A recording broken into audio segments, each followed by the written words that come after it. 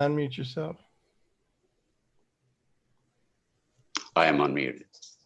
Okay, hi, I'm Aubrey Kay, co-producer of the Chasing the News Stone Cold Sober web series. Tonight, I am tickled to introduce our host for episode 4. He started his career as 10 years old as an extra in the film Uptown Saturday Night, and is a sought-after stand-up comic and performer who has appeared in numerous roles in television, films, and It was commercials. right behind you. But it's cold. You shouldn't be drinking cold things after. You shouldn't be drinking cold after acupuncture. Somebody pause it. Yeah. Hi. Okay. All right, and he's a sought-after stand-up comic and performer, has appeared in numerous roles in TV, films, and commercials, including being voted top performer in the award-winning music video, Can't Stop the Feeling. Please welcome from Venice, California, Stevie Mack. Yay.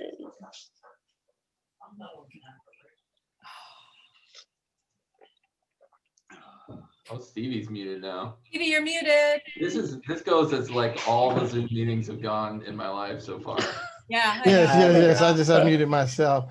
Okay, so I was saying that if there's somebody talking in the room behind you, mute yourself so that we don't all hear it. So I'm glad to be here. Listen, Chasing the News, Stone Cold Sober, episode 4 with musicians. We got with us tonight Ricky Byrd. He's a Rock and Roll Hall of Famer, singer, songwriter, guitarist for Joan Jett and the Blackhearts, and he's out of New York City tonight. Ricky, where you at? Wave at the people. There's Ricky. We got Ester Nicholson. She's a recording artist, author, and motivational speaker. And right now, she's in Nashville, Tennessee. Wave at the people. Esther, where's Esther? Esther, ho! We also got John Solomon. He's a lead singer and songwriter out of the Twin Cities band, Communist Daughter. Right now, he's in Alaska above the Arctic Circle. Johnny, wave. That's Johnny right there. Here's Johnny. We got another John. John Taylor. He's the bassist and co-founder of Duran Duran, and he's in Los Angeles, California. Hey, how you doing? I'm in Los Angeles. How you doing? I'm in Los Angeles as well. We also have with us Paul Williams. He's a multi-Grammy winning singer, composer, and writer of The Rainbow Connection. He's out of Huntington Beach, California. Hey, Paul, wave at the people. Paul God bless you. Williams. Hello, guys. So Hello. listen, God bless you all. You can all unmute your mics right now because what we're going to do is have a whole bunch of crosstalk, and I'm going to ask questions. Some of the questions were posed by panelists, and some were questions suggested by you yourself. I mean, attendees have asked some questions, and then you panelists yourselves pose some of the questions. And I was asking a question before we even got started with this, looking at how beautiful all of you look. I'll just ask this question. It has nothing to do with what they told me to write down here, but how are you guys maintaining such a beautiful physical appearance and health? How are you doing that? Anybody can jump in with that. Well, beauty's in the eye of the beholder, you know that, right? So it's all relative. But I think Paul gave the best answer, didn't he, Paul? Paul, what did you say? You know, I got sober when I was 49 years old, and I weighed 187. I look like one of those inflatable dolls that you push over and they come right back up, only with bad breath, you know. I'm 80. I've been sober 30 years. It's the most spectacular gift I've ever given, beginning with the spirit, so the spiritual element of the gift, which is the point on the horizon. I think we all have to sail towards. But I run every morning. I jog. I had a hip replacement, so I don't sprint anymore, but I jog. I haven't eaten, you know, I'm not quite full tilt vegan. I still eat a little fish and all. And I trust. I mean, and I have Zoom. There's no place in the world where I feel more secure than in the center of the herd. And I think that probably erases lines in your face and rocks and weights on your shoulder quicker than anything. So, you know, get clean, trust God. Anybody else want to jump in? I had the benefit of you all using the press photo they took right after I got out of treatment. So anything after that press photo, I look great. It was a straight out of treatment press photo. It was 100 pounds heavier and, you know, wide eyes, like what's going on in the world kind of look in my eyes. So yeah. I think as long as I don't go back there, I think I'll be just fine. Yeah. So what are the? I mean, I got sober in '87. I just celebrated 33 years last month, September 25th, and you know, I was 128 pounds when I walked into a room. I don't weigh 128 pounds anymore, but you know, I'm just grateful I still got good hair. You know what I'm saying? I just Right turned on, brother. 64. That's right. How about you, Yeah. Esther? Well, when I walked in the rooms 35 years ago, you could literally just see the skeleton in my face. You know, I would look in the mirror and I would just see my whole skeletal thing. And it was, and I knew that I was going to die. And when I first started practicing the steps, and I met a God of my understanding, not my dad's God, who, you know, my dad was a Baptist minister and I adore him and all of that. But I was able to put that aside and have a real experience that changed me forever. And so that really started me on the path to the emotional healing and healing the emotional traumas and all that stuff that aged you and weighs you down. And, you know, when people ask me about, you know, how do you keep it up? How do you keep your youthful looks going? And it's like, because I continue every single day to heal emotionally and That's a good answer. connect to spirit, which is ageless, right? And so yeah, that's my secret. Well, and that sparks the first written question about spirituality. What role does spirituality play in staying sober during this pandemic? And anybody can jump in there. I know when. Oh, Go ahead, Paul. sorry, Esther. Yeah, when I was in treatment, I remember going through this period where like I was like 3 weeks into it, and I was real struggling, like just really struggling. And my counselor was like, "Oh, you know, looks like you need to have a spiritual experience." And me being, you know, the guy that I am, I was like, "Great, sign me up. Where do I go for the spiritual experience? Is that like next to the hot tub or what? Like, what do I gotta do for the spiritual experience?" And the counselor was like, "Oh, I think you need to go outside." And so I was like, "Great." So I started walking outside, you know, waiting for that spiritual experience. Turns out the counselor was right on, you know, like being outside, I got hit with like a full on, you know, come to Jesus moment where I was like, "Oh, wow. Okay." You know, it all started to make sense. And I take that with me now, like, especially with the pandemic, it's like, I got to be outside. You know, everything says stay inside, you know, and you can still be outside and be away from people and you know, distance. But I got to remind myself that even though everything is saying isolate, stay away, you still got to take care of yourself and go out. And I got to be outside some to reconnect spiritually. Yeah, I think for me, it was recognizing the difference between a spiritual experience and a religious experience. And I'd been raised with religion. I was raised in the Roman Catholic Church, and I had to completely take that apart. You know, it still comes out to bite me sometimes. And I had to move forward into a new idea of God, you know, that was like Esther, not my mother's idea of God, but to create something new and really born out of a sense of humanity and you know, and not being an individual. The idea that we are all in this together. But it's a long journey, isn't it, towards a spiritual? So one day at a time. It's a one day at a time thing. But definitely getting rid of that old idea. That was a big part of it. I think we're constantly having spiritual experiences, right? Like we can't pull over and park in the first spiritual experience that we ever had, or the experiences that we've had after that. It's like we're like onions, and we get to another level of emotional healing where we need to surrender all over again. So whoever's listening to this, please don't think that you get to surrender one time.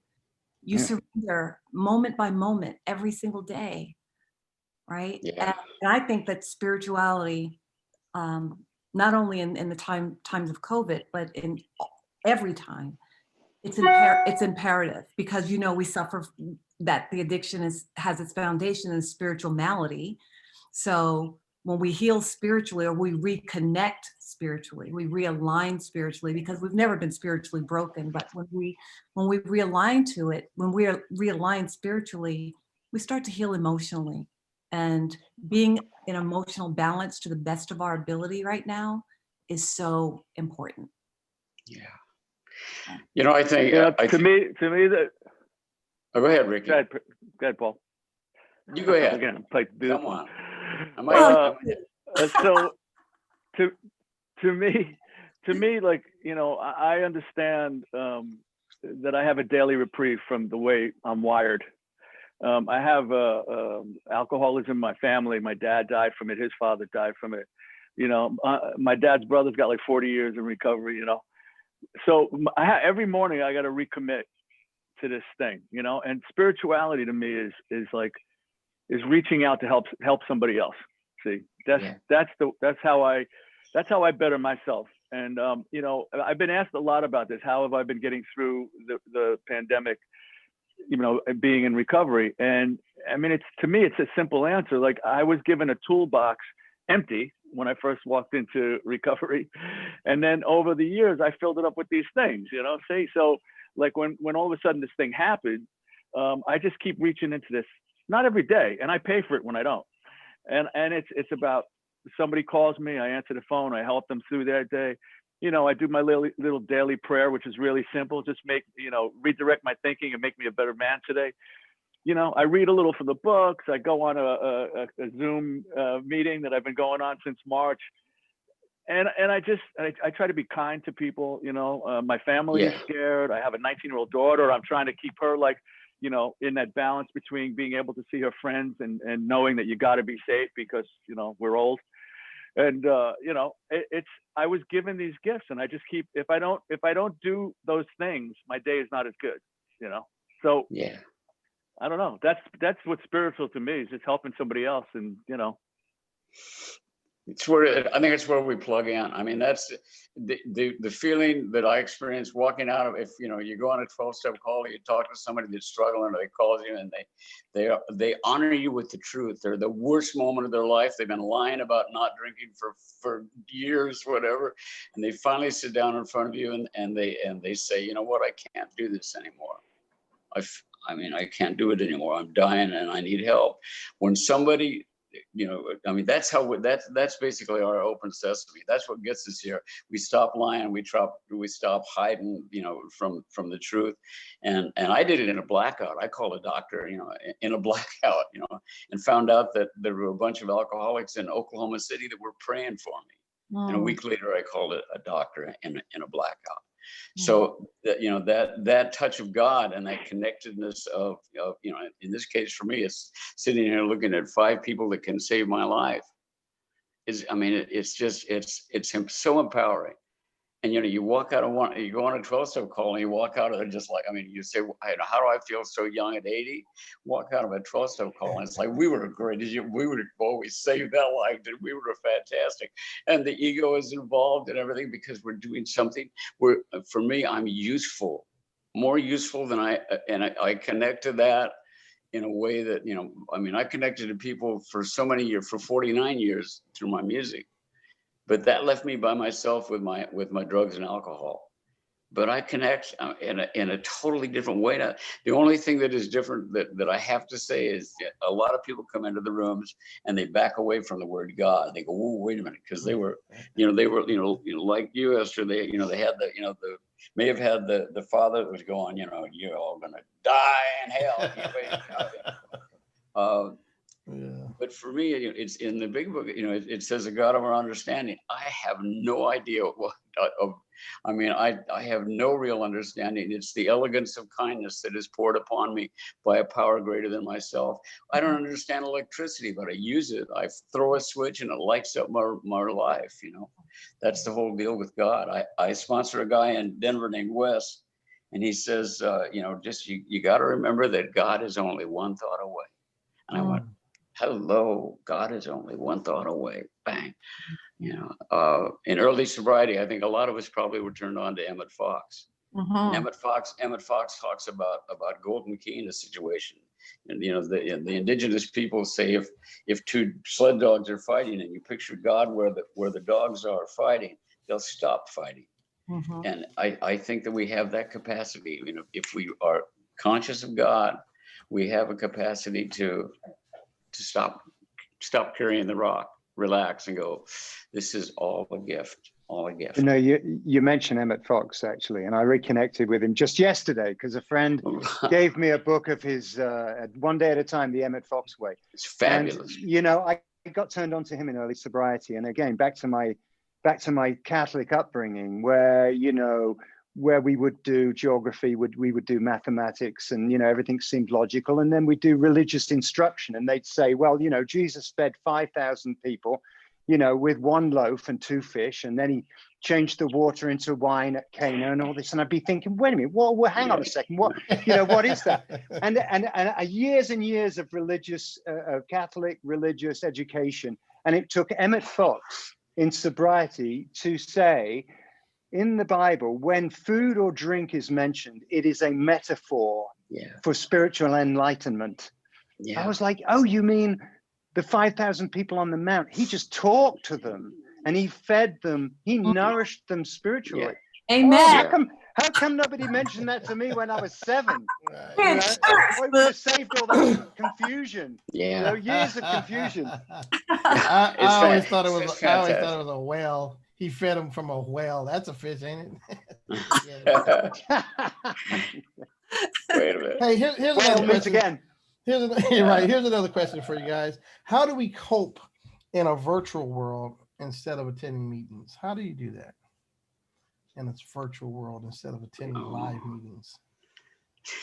I think the only people in the world that like Zoom more than alcoholics is probably peeping Toms. You know, it's just how do you do it? You just, you know, you realize that this is your community, that we are not alone. You know, this is life-giving to be able to, you know, and especially if you're hard of hearing and your home group is in a circle, the bigger the circle, the less I can hear. Exactly. You know, so it's like I'm hearing the music of AA, but I'm not hearing the words. We're hearing perfectly. We're seeing everybody's face, and we're in our own chairs. Yeah, you know, exactly. I went back to a meeting in London. I was so excited. I thought, oh my God, this is going to be so great. And I found myself looking at the back of people's heads, thinking, I don't like that. And then I'm thinking, why are seats in AA meetings always so uncomfortable? You know, I want to be back in my armchair. There's a lot to be said for Zoom meetings. I just miss the bad coffee. You know what I mean? I've got some. I'll send you some over, Ricky. Yeah. but you know, I think that the meetings are like brilliant. The Zoom meetings, like I could honestly say that I've been to more meetings since March than I've been to in a row. I'm talking about in a row, man. Yeah. Like, you know, somebody turned me on to a meeting at a Boca Raton, Florida. I'm on there almost every day, and I got new friends. You know, I think it's brilliant. I mean, I always think like I'm a romantic. I could imagine, you know, Bill and Bob somewhere up there looking down, going, "Oh, well done." Right. Yeah. Oh, I'm so proud of it. Nothing stops us, baby. I think energy is everything.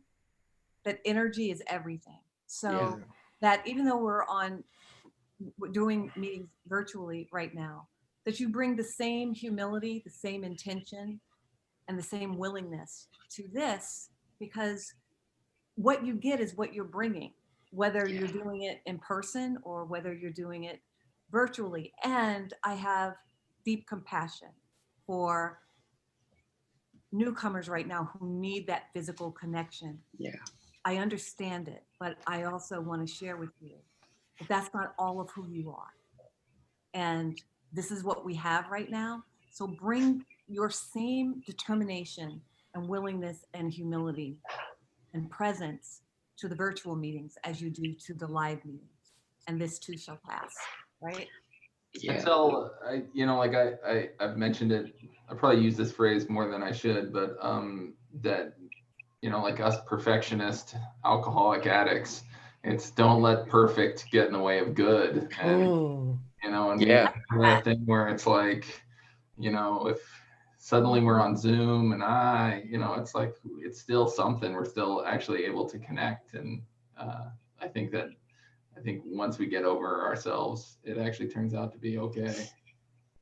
And also one of the talking points that you first learn in recovery is the word gratitude, man. It's like, well, wait a minute, this is amazing. It's like I could be just sitting there with nothing right now. I'm not going to go sit in a little church basement right now, especially in New York. I'm not ready yet. So gratitude. I'm grateful that I got these meetings. I can go all over the world. It's amazing. I can go to New Zealand. I can go to LA. You know, I think it's amazing. One of the things we've been put on lockdown for real, like we're being, I think that kind of we're being put in like a spiritual timeout, and it's like we could have been put in timeout for real. Like, what if we didn't have social media? What if we didn't have Zoom platform? What if we didn't even have our phones or anything? It was like all of that was like just cut out. Like, so yeah, we need to be really grateful for what we have right now. I thought it was interesting when we got going on Zoom, and I mean AA. I feel like AA has responded to the pandemic better than any agency that I'm aware of. You know, and we got going, we got online, and I remember the first few weeks, Zoom was getting dissed in the press every day. Every day there was some criticism about the system and how it worked, and meanwhile we were just staying sober. And what's more, people were coming in, and at first we were like, oh, you poor thing, you know, you've never been to a bricks and mortar meeting. And guess what? Then they got 30 days, and then they got 60 days. And people were saying, well, I guess the good news is there's no bars open for them to go to. So, you know, there's like the silver linings. I mean, like the first silver linings I became aware of them in the AA Zoom meetings, because I started to see miracles taking place on Zoom, just like I've seen miracles take place in the real world, you know? And an alcoholic will, I mean, I found blow in Point Barrow, Alaska in 20 minutes shooting a Christmas movie. Playing Ed the Elf in a Christmas movie, you know, had his blow tucked in his little pointy ears and all. I think the other thing is that there's the pandemic is, in fact, there is for the horrors of it and the sadness and the loss. There is one amazing gift that is in this, and I think that the fact that we were all, you know, became a captive audience, and the fact that we were all, you know, in a place where almost all of us experienced, you know, the knee on the neck when observed a murder, and we could not look away, and the energy of the entire globe essentially going. And seeing all of that all at once, it was like, you know what, there's only one direction for me to go, and that's just put an end to that. And what can I do? And it's not an intention that was put on a shelf. It was an intention an attention and an intention, you know, that rose up, and everyone was made better for it. Right. Everyone was connected for it. So this.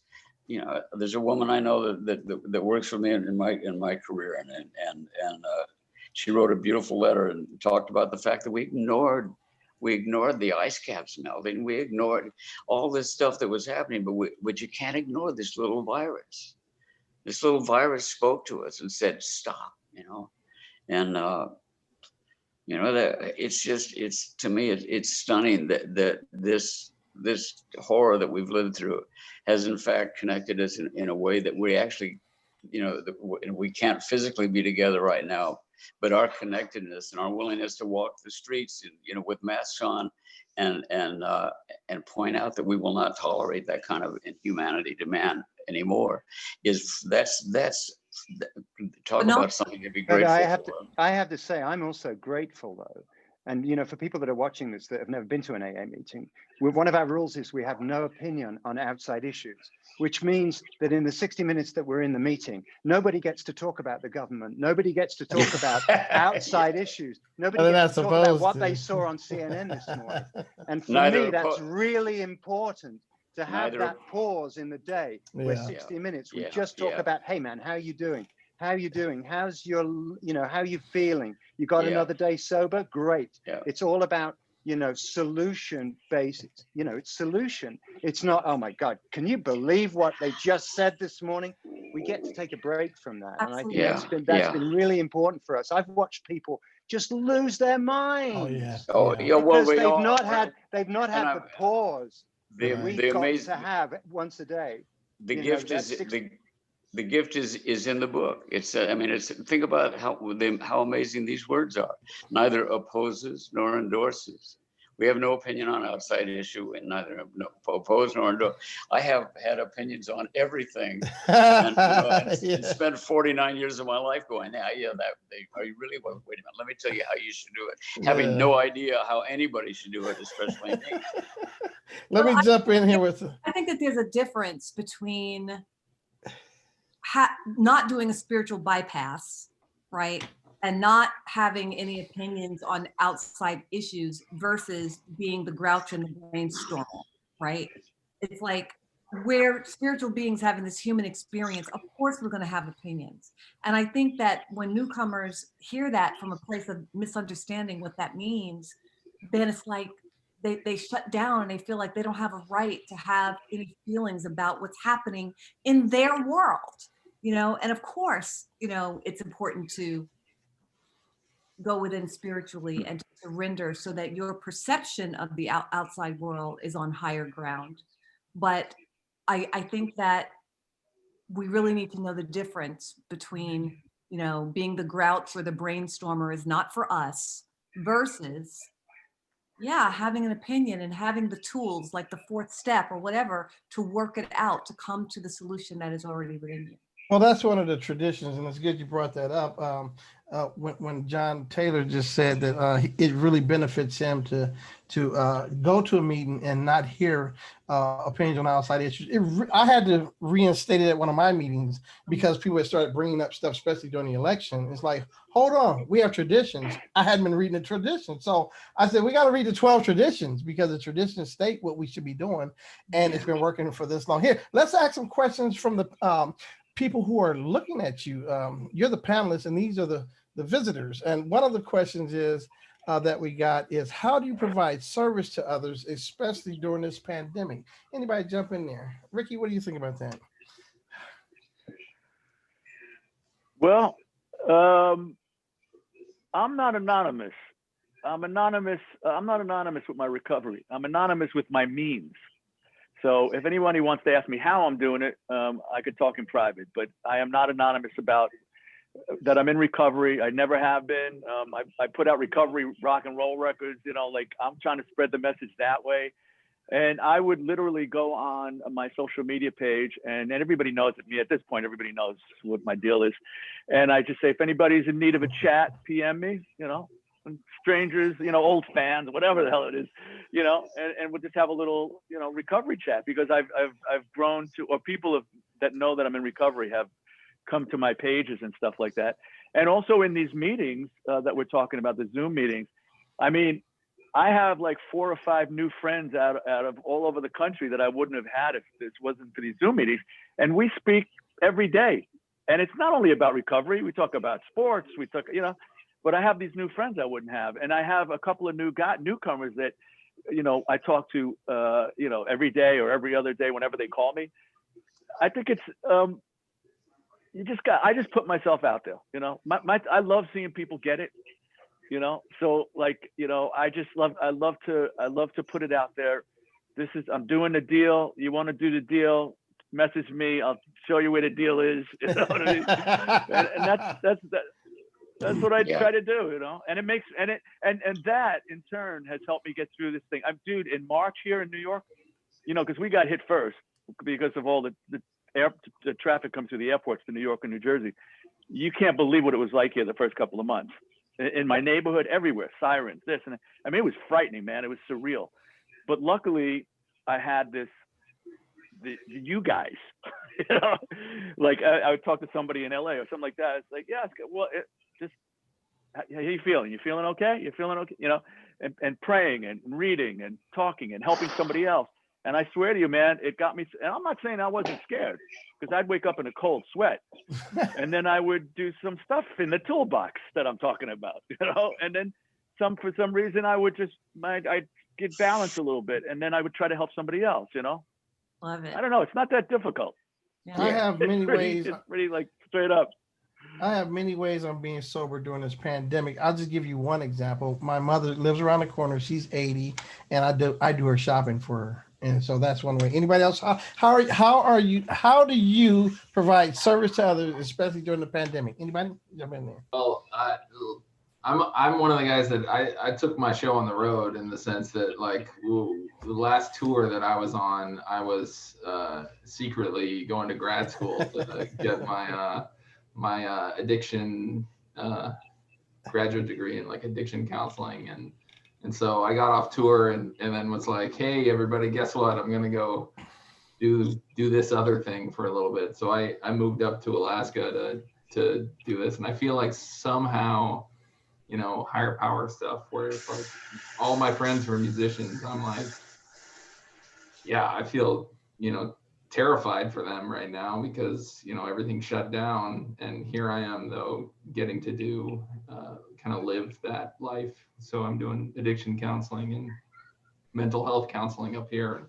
So now I'm trying to convince all my touring musician friends that, you know, come on up to Alaska. We can put you to work up here. If anybody wants to do some service up here, you know. Who else? Anybody? Well, I'm doing Yeah, I mean, I got a The Lot of- phone. a lot of addiction Get it counseling out.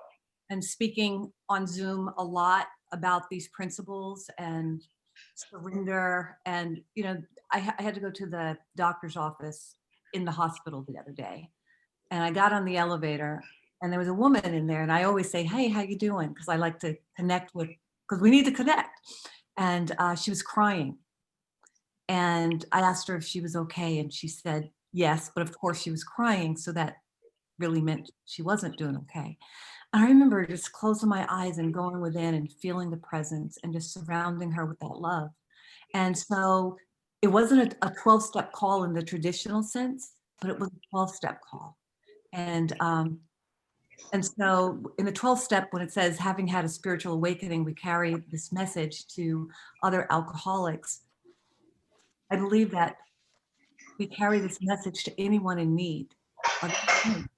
And so that's how I'm being of service, and whatever I'm being called to do in that moment. yeah.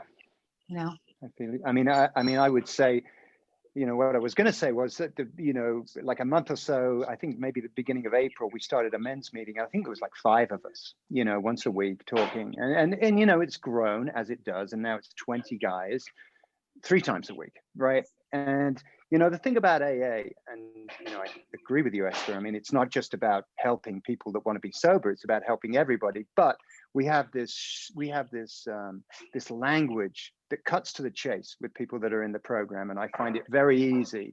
It's also easier to talk to people when they're not drinking and using. You know, they're a little more open to suggestion when they're sober. You know, but the thing is, what I watch is that behind each of these boxes, there's a guy.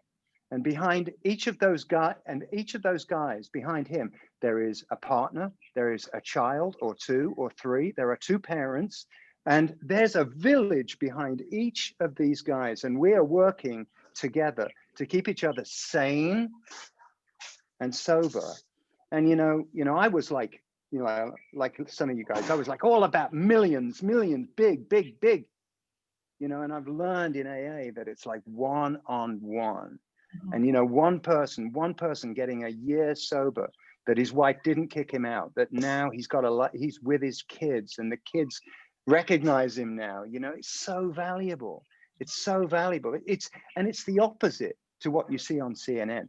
You know, the opposite, because on CNN, we just see this completely out of control situation that it's like it's meant to make us feel totally useless. Yeah.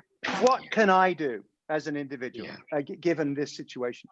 But in the kind of work that we do, you know, we are one-on-one, and we are helping each other get through another day, improve as an individual, and then give back in turn. So it's, you know, that's my take on it.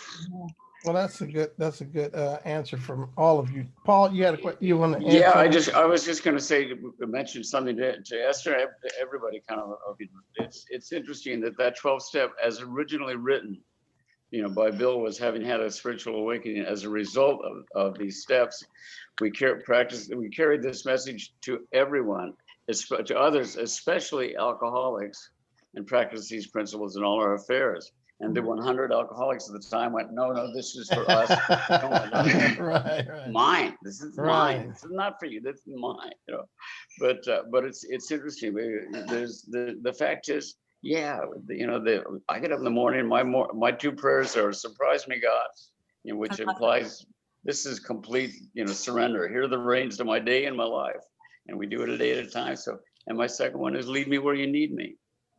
You go directly to what John was saying too, is that usefulness when there's nothing that is more, to feel useful is the most wonderful, exhilarating feeling. And it's just, it's healing.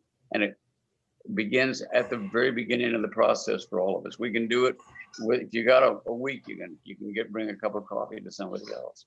So everybody's in agreement that what we're saying here is that we're not just being of service to people in the rooms and in the fellowship, but to the world. Absolutely, everywhere. Well, I remember when I first came in, my first sponsor used to kept saying to me, "Just do the next right thing." Yeah. And I was like, "What does that mean?" He said, "Just do the next right thing." I don't know what what do you think? And he'd say, "More will be revealed." He'd throw another one at me, But and all that stuff happens. It's just the next right thing, and it's about being kind. It's about being kind to your scared family. It's about being kind to the lady that lives in the next house that we learn to be different people. We learn to be to put ourselves. Deliver us from ego. I love that line. Deliver us from ego. But I was thinking like street level, right? When this first started back in March, April, I was thinking to myself, I was sitting by myself in the living room. Everybody had gone to sleep, and I was saying, wow, man, like the old me, like in the middle of this, when we didn't know what was going on and just people were dying left and right here, I would have convinced myself that I could go out and cop and be safe, and I'd be back in like 15 minutes, or I'm going to go out and get some booze, or I'm going to go out and I would justify it, even though like we're in the middle of a pandemic. I'm saying, no, I'll be fine. No, I'll be back. I'll be back in 15. And I sat there and I went, wow, how grateful am I that I'm not that guy anymore, man. Wow. In turn, that means that I got to help people that are caught between denial and surrender in that hallway over here to my left. And because there's a lot of people that are right on the edge right now that were maybe going to go into treatment, maybe they weren't, they're like right on the fence, and this happened. Oh my gosh.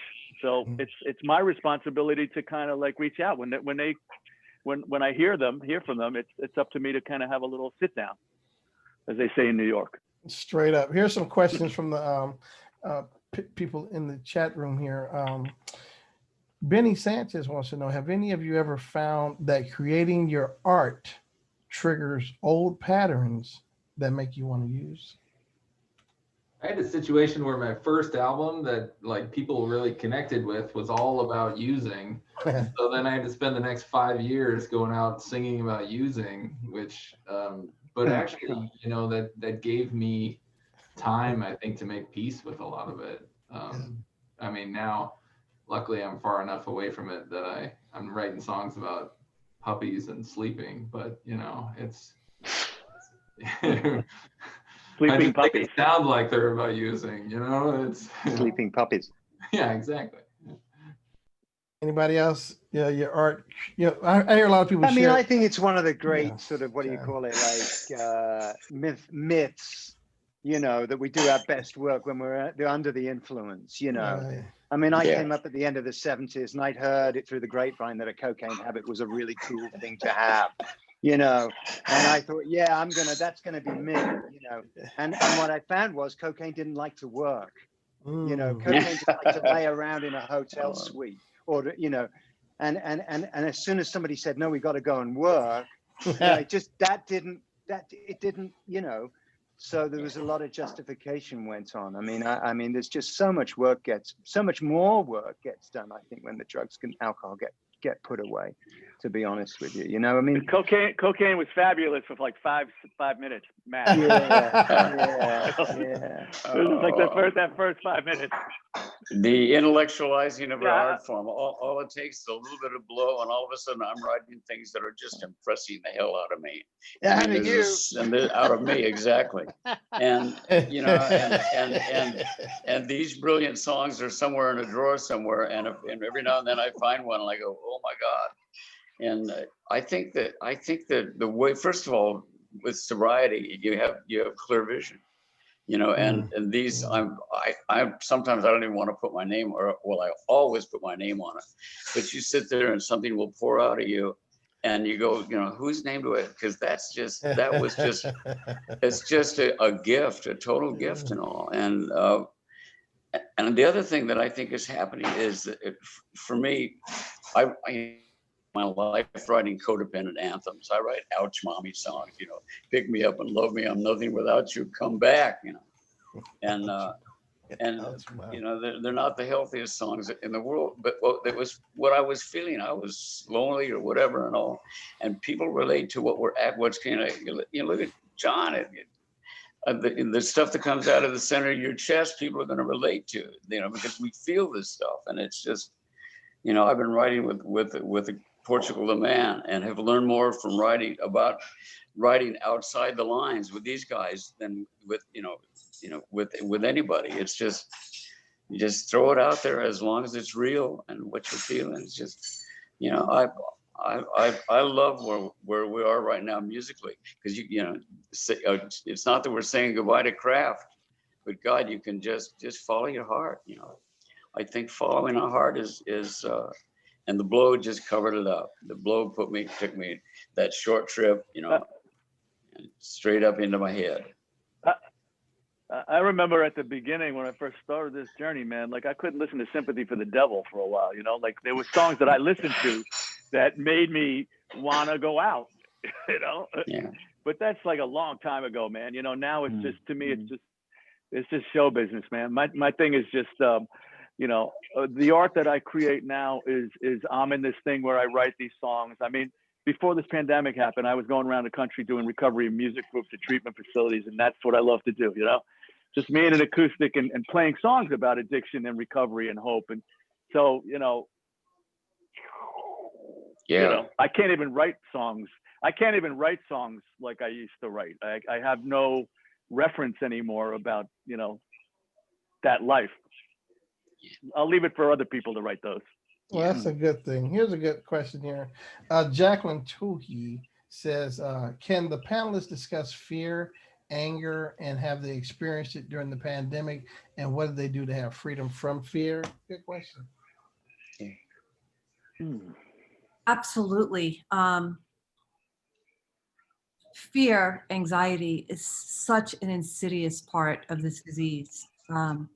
I've been going through something lately, like with heart palpitations and things like that. And I went to the doctor today to check in with the results of the MRI and all that kind of stuff. And he's like, well, it's not what's going on with you is not life-threatening. You know, it's more life bothersome than life-threatening. So that's a good thing. And he's like, I'm thinking that, you know, maybe there's some anxiety going on there. I'm like, wow. You know, I get these heart palpitations when I'm sitting up watching a movie, and how the anxiety can be so deeply embedded in your subconscious mind that you don't even know that you're holding on to some stuff from the past. And that's why it's like, okay, all right, it's time for me to surrender again. It's time for me to go deeper so that I can reconnect on a deeper level, so that whatever that emotional thing is that's causing the fear, which then causes anger, which then causes all that other stuff, that we can get to another layer of it and we can heal it. So I think that's a really great question, because I don't want to give anyone the impression here that because I have 35 years of recovery, that I've done so much work, that there's still not such a depth of surrender that I am called to do, to go to that next level. And all of us, the person who asked this question, it gets so much better. It gets so much better, so much better. But then when you go through a dark night of the soul, or things happen unexpectedly, you're going to get scared. But if you have that connection, because today it was like, I knew I had someplace to go, even though I was scared. And it's like, you know, God, even anxiety is like tripping me up and I don't even know that I have it. It's like, I knew that I had this connection that would give me the answers that I needed. And so developing that conscious contact is really important. Oh. Anybody else want to jump on that? Did you remember what the question was? Well, I mean, I think it's a good question. It's a good question because there are so many feelings going on right now. I mean, in this country particularly, but all over the world, there's so much fear, there's so much anger, confusion, and where do you put it? You know, what do you do with it? You know, I mean, like those of us that have a program, thank God, you know, we kind of like we have this toolbox, you know, where we get to process all of these emotions. I mean, I've got a wife who's a normie, i.e. she's like, she's not in a program, you know, and I watch how she gets hold of something between her teeth and she just runs with it. And, you know, if she has a drink, for example, it can really go out, you know. So, I mean, we know, I mean, you really got to be careful not to add fuel to the fire, I think.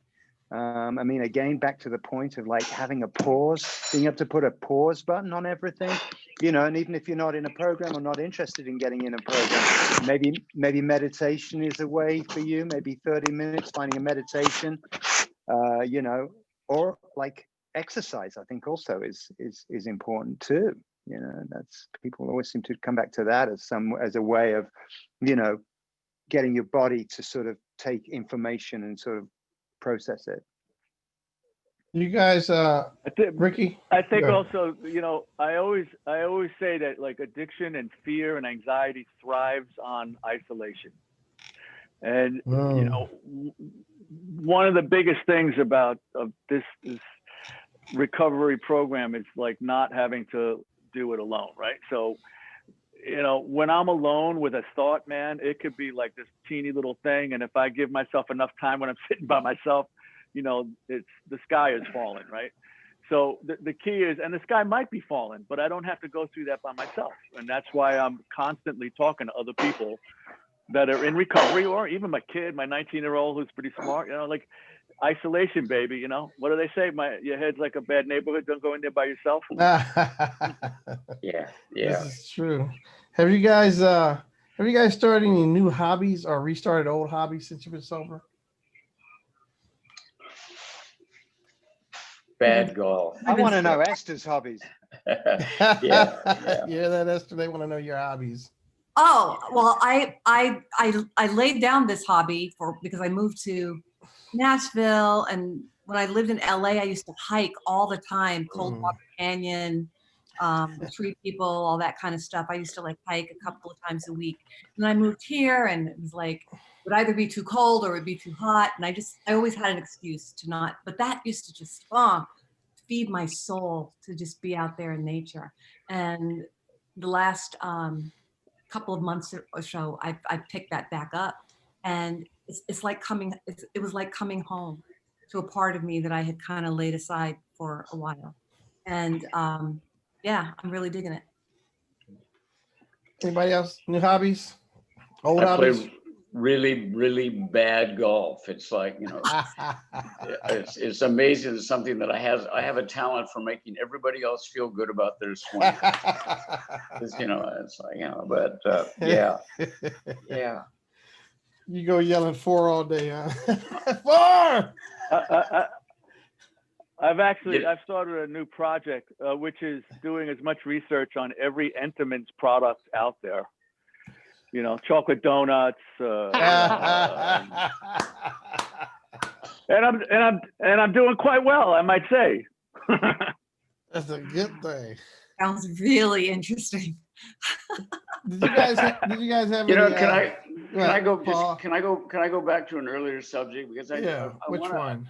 Well, just the thing about fear and watching Esther, you know, I have two choices here. I have gallery, which allows me to see everybody and it makes me feel a part of and all. And then I can hit it over here at the little thing and go to a close up. when I go to a close-up and I'm watching Esther talk about how she's dealing with fear, one of the I'm trying to imagine watching this and trying to make sense out of either my ego or just whatever. So many wonderful things are being said. One of the things that in the meetings of that organization that we do not mention by name at a public level, but one of the things that is so wonderful about that organization is that you watch somebody like Esther or John, but I'm going to stay over here with Esther because I can put my little camera or my screen so it's close up on Esther, and I hear this amazing recovery at an AA meeting. Oh my God. Out of my mouth again. At one of those, I mean, brilliant. At one of those meetings, we sometimes get to hear her tell what it was like. What did it feel like to be on the road and crazy with Duran Duran? What is it? And the thing is, you probably never thought you'd ever want anyone to find out about. You share at a group level, and so I get to see this now, Esther, and I hear where she came from, and I can relate to where she came from, and then I can get this sense of I want to be more like that. I want to take a big breath before I answer, and not try to say something that's going to impress somebody else. It's Ricky talked about the ego. The ego is the that's the big screaming mimi monster that I think for me that and I love what happened in my life when I got sober, and I love the connectedness and the way. But I think as far as fear is concerned, she said it. You walk through it. Yeah. It's not, fear is not necessarily an unhealthy emotion. It's saved my ass a number of times. And I think that to be able to, we all got here by admitting we were terrified. We all got here by admitting we didn't know what we were doing and we needed some serious help. So to just open up and share it, say, what, I'm scared. Yeah. And that would be appropriate today, maybe. And the fact is we have a connectedness to the world around us. We have a power that is higher, the higher power. I call the big amigo. He's the big amigo. So, but I think it's so healthy, and I love being able to look at your faces as you're talking to me, and carry those messages away with me as well, because there's a lot in just the way you present. It's wonderful. That's what's up. And the ones we can mention is the Hazelton Betty Ford Foundation and the Recovery Centers of America for helping us put this on. Those are our sponsors. Johnny Solomon, there's a question specifically to you. How do you wait a minute, that's not the one. Hold on. How soon after you went in recovery did you get a sponsor, and is there a set amount of time before one gets a sponsor? That's specifically to Johnny Solomon. Ooh, like I wish there was like the like you do this, if you get out, you have this many days to do this. It's usually it depends on which sponsor you get, whether they're going to be hardcore about dates and everything. But I've always been like, get it done as soon as possible, and if you haven't, that's okay. You still have time to, there's no time like the present, and there's also no wrong time to do it. I think people get down on themselves a lot. They compare, a lot of it is about comparing yourself to, am I doing this right? Right. One of the great things about one of the great things about Avon Come in. Yeah. It's your sponsor, Johnny. Yeah. That's the sponsor there, ready to take you. Yeah. I mean, I'm always, the one thing I always try and talk to people about is like, you can get out of your head, and the great thing about a sponsor is they will tell you how to do it, but it's also, you don't have to like follow any roadmap. That's, I love that AA at least gave me a roadmap, and then the sponsor told me to stop trying to outthink it. It's just stick to what AA says to do. That works for me, you know. But I know that other people find their way. But find a sponsor if you haven't found one yet. You know, tomorrow, today. You know, I gotta say that was an awesome answer, and it seemed like there's just not enough time in the day to do. We need to do this again, Opera. This is just ending too soon. I mean, Yeah, well, I'll let you know that we are doing this again December 17th with Dr. Gabor Mate. We're having an intimate conversation one-on-one with him. Should be very, very interesting. More information will be out on Facebook and other social media to let you guys know about that. I also want to very much thank you all for coming tonight. It was such a pleasure. I have the pleasure of knowing some of you personally and having met you, but the ones that I haven't, it was wonderful hearing you guys tonight, sharing your experience, strength, and hope. I wish I could have been part of the conversation. So many things really touched me. Thank you. And thank you to Hazelden Betty Ford for sponsoring this event and past events, and for Recovery Centers of America. We look forward to seeing you guys back again, and have a great evening. Thank you all. yeah, we definitely got to do this particular panel again, because there's a lot of questions that we didn't get a chance to ask, and then a lot were asked in the chat room as well. We And would it's just, love to get back together. we Does need to anybody do have anything they'd like to add at the end? yeah, in summation. Anybody in summation? I'm just going to tell you right now that Do the next if this group gets together, well, then the next thing you know, we'll be meeting 3 times a week, and then you know what? Exactly. We're It's two or so more gathered. typical alcoholics. They do it once, they have a good time. Now, like, when can we do it again? Yeah. Oh my God, it's so great to Do meet the all. next. I love you. Thank you. Nice. God bless. Everybody. Yeah, Thank this was Love you all. a great experience, and it's a great experience. And I love how we all have, you know, we're all on the same journey. We have slight different, you know, variables to everything, but it's all the same, man. You know, we're trying to do the next right thing and be part of the solution and help other people to find the path, you know, if they need it. And I think that's really cool, man. It's good to be part of the solution, man. Here's a little test. Everybody in with one word. Mine is gonna be peace. Wonderful. Wonderful. Is that your word? Well, wonderful? Are we allowed a bumper sticker? Well, my Okay. sponsor. Ah, come on. Yeah, go ahead. My sponsor, my first sponsor was a little guy looked like Yosemite Sam, about my size, and he would always say, "How you treating the world today, Paulie? How you treating the world today?" Okay. You're asking Paul for a one-word answer. Okay, so everybody do a little quote then. A little quote. John Taylor, what's your quote? Overwhelming. Overwhelming. A word. Johnny Solomon, what's your quote? I'm going with I've used it so many times today already. Is don't let perfect be the enemy of good. Ooh, I love that. Esther? Remember who you are before you forgot. Ooh. How about you, Abra? Oh, well, this is what I say all the time. All is well. Huh. Simple. Easy does it, right? Did you just make that up? No, I'm gonna tell you, let go and let God, easy does it, and one day at a time. Those things and this too shall pass. The best damn one ever. Because whatever you're going through, remember, folks, this too shall pass. Okay, and I think there was I didn't do my word. Oh, sorry, Ricky. Do I not Ricky, get a word? do your quote, Hey, Ricky. I'm from New York. Forget about it. There was a guy that my New York home group for like 20 years of community support group meetings was a place called the Mustard Seed, and there was this wonderful guy down there. And if you went to him, and he had a lot of time back then, and you'd say, "Hey man, I just got a raise," and he'd go, "Of course you did." Or he'd say, "Oh man, all these good things are starting. These good things, all these things are happening. These good things." He'd go, "Of course they are." And I get the chills when I even say it, because you know, yeah. I mean, it's encouraging. We need to encourage. Of course you did. Your word is encourage. Encourage. All right. Take that away. I do want to say that this is being live streamed, but it'll also be available tomorrow on YouTube. So if anyone missed it or wants to share it, we would love for you to do that. Thank you all so much. Take care.